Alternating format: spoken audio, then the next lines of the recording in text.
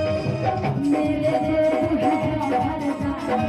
जिसकी पूजा करती हूँ अपने भस्म लगा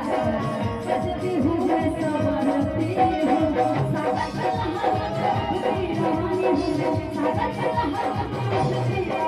मैं आलोककार महाकाल की दीवानी हूँ मैं आलोककार महाकाल की दीवानी हूँ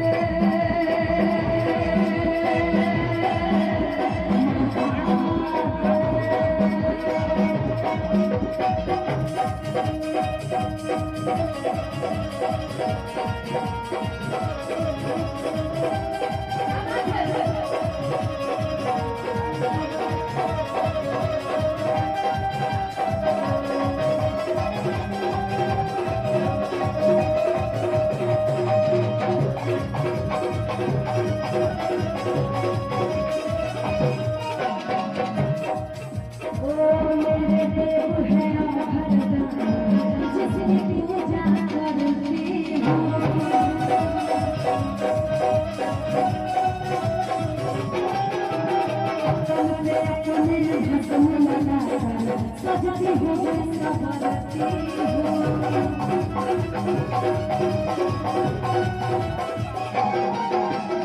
मेरे देव है घर जाने